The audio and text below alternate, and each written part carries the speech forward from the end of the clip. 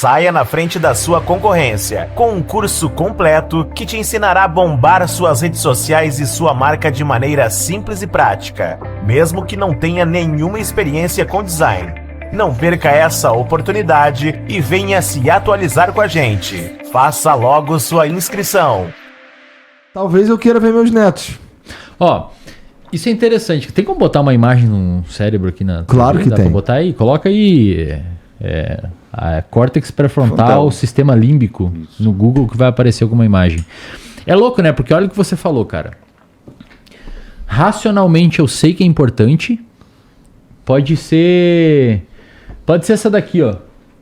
Essa daí já tá bom. É obviamente uma imagem do ponto de vista de marcação bem grotesca. Tá bom, aquela assim. verdinha ali também.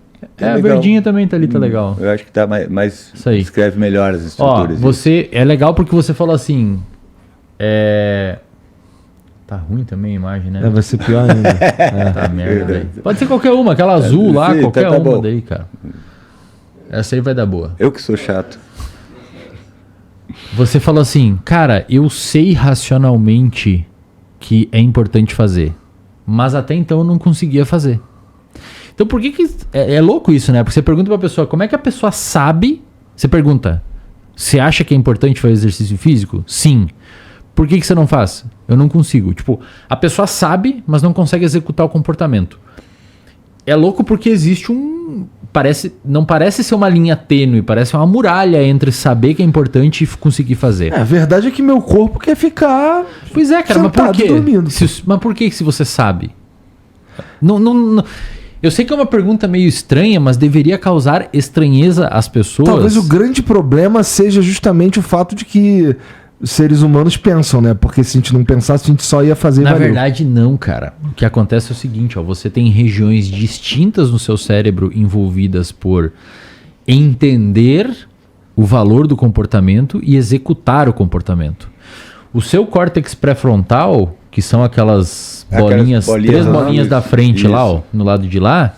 Córtex pré-frontal, ventromedial, e aí não aparece o dorso lateral e o órbito frontal. Aquelas regiões é a região que fala assim, eu sei que é importante.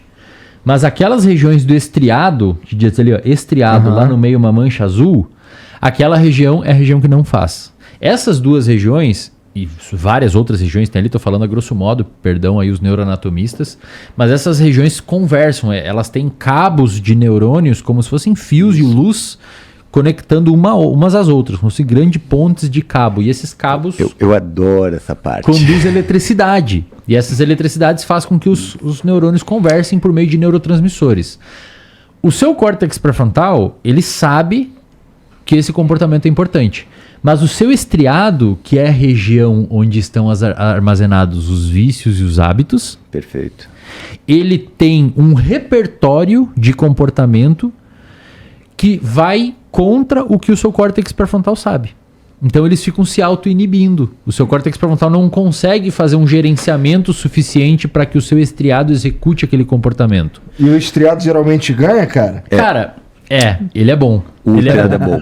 Ele é bom porque, primeiro, ele é evolutivamente mais antigo. Então, virtualmente falando, todos os répteis e mamíferos têm aquela região. Então, é uma região de resposta a comportamentos.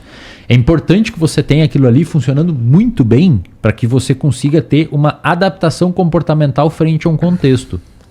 Já o seu córtex pré-frontal, ele é meio que o cara, e essa acho que é uma das melhores definições para córtex pré-frontal. O córtex pré-frontal é a região do cérebro que faz o difícil quando é o certo a fazer.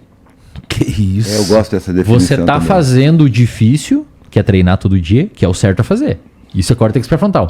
Se o córtex pré-frontal sai da jogada, quem toma o campo é o estriado. E aí você faz o que o seu corpo quer Aí é fazer. automático. Aí é quando, automático. quando você pega aqui e bota na boca sem perceber, é o estriado dorsal que está fazendo. Quer ver, ó? Agora o córtex pré-frontal vai fazer, ó. Eu vou fumar.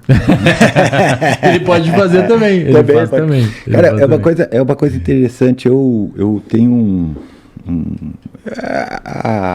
a minha prática profissional me levou muito a olhar para o córtex pré-frontal, porque ele é uma região bastante importante em vários aspectos, tanto na condução de um processo terapêutico, psicoterapêutico, quanto em relação a questões ligadas à avaliação neuropsicológica, né?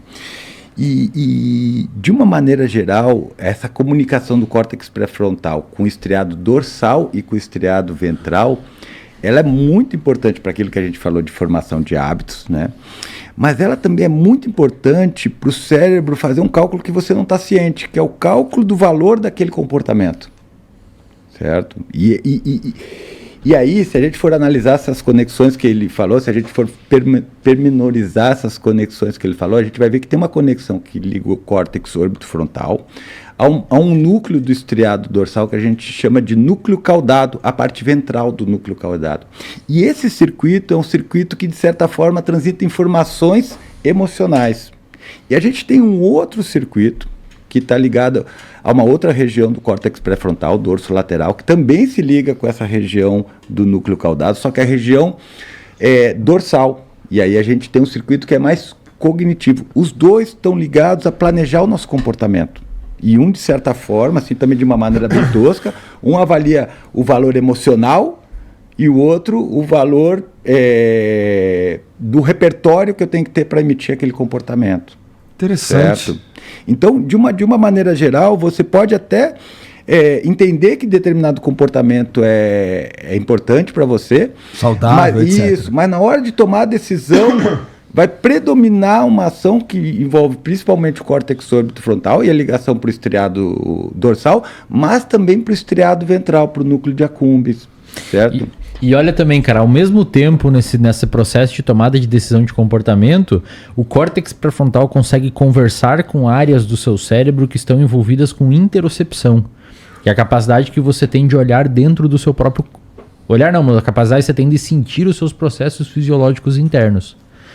Se por alguma razão o cérebro inteiro, nesse grande cálculo que ele faz, chega na conclusão que a disponibilidade energética, por exemplo, em termos de glicose, glicogênio mesmo, ou a disponibilidade de alerta, capacidade atencional está baixa, a decisão tende a ser enviesada porque tem menos esforço envolvido.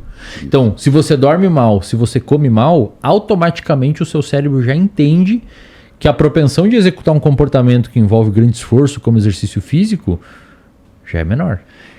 E tem algum jeito de fortalecer a parte inteligente da coisa lá, o pré-frontal? Tem 3 aulas no reservatório de dopamina, onde eu ensino sobre como ser mais racional. É possível, então?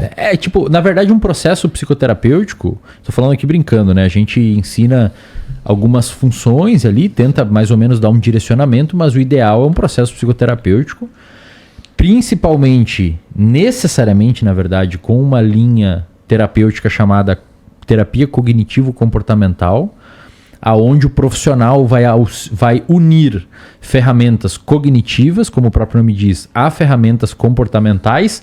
As ferramentas cognitivas majoritariamente vão atuar no córtex pré-frontal e as ferramentas comportamentais vão atuar no sistema límbico e no estriado, porque envolve mudança de reforço e de punição, etc., manejo de contingências. Virtualmente falando, um processo psicoterapêutico nessa linha TCC, terapia cognitivo-comportamental, quando a gente olha é isso que acontece. A TCC, ela melhora a sua capacidade racional, fazendo você tomar melhores decisões, digamos assim. Sim. E quando você coloca uma pessoa que fez esse processo psicoterapêutico numa máquina de ressonância magnética, você vê um aumento na atividade das áreas frontais do cérebro. Então, em outras palavras, a terapia cognitivo-comportamental é a ferramenta para se atingir essa melhora, digamos assim, em tomar melhores decisões. Decisões mais racionais, menos impulsivas. Você já fez terapia alguma vez? Ah, fiz. Fiz sim, e foi bom pra caralho, na verdade. Eu acho que todo mundo tinha que ir no psicólogo. É bom, cara. É uma coisa agradável de fazer. Quase um curso sobre a sua própria vida, né? E é um pouco assustador também, mas é bom. Tem uma coisa, reforçando um pouquinho o que o Wesley falou, tem uma coisa que quem assiste meus podcasts já ouviu falar isso um monte de vezes, que são 5 elementos que estão ligados na tomada de decisão do ponto de vista das conexões no cérebro. Número 1, consciência. Esquece a porra da consciência. Número 1, foi o que o Wesley falou, teu estado fisiológico e metabólico. A tua consciência não vai... A tua consciência, na verdade, que eu gosto de chamar de autorreferência ou autoconsciência, se você preferir, certo? Ela vai ser produzida depois disso, né? Mas o teu cérebro, ele vai olhar para como é que está o teu estado fisiológico e metabólico. Foi isso que ele falou. Ele vai dizer, não, deixa eu ver como é que Primeiro tá. vamos ver como é que tá o corpo aqui. Deixa eu ver como é que eu tô de energia. Isso. Por exemplo, vamos ver legal como é que tá aqui a parada. Aqui, não entrando nisso, mas vamos ver se esse corpo aqui é capaz de correr uma maratona. Isso. Tá. Certo? A segunda coisa que ele vai olhar é o repertório comportamental que eu tenho e qual o grau de dificuldade daquele comportamento. Quanto que ele é complexo, quanto que ele vai ser difícil, certo? A partir daí ele vai calcular o custo energético do comportamento. E aí ele vai comparar esse custo energético do comportamento com a amplitude do reforço, certo? Quanto que ele vai ganhar, o problema que ele vai se livrar, certo? E depois ele vai calcular o tempo que ele vai levar para receber aquele reforço.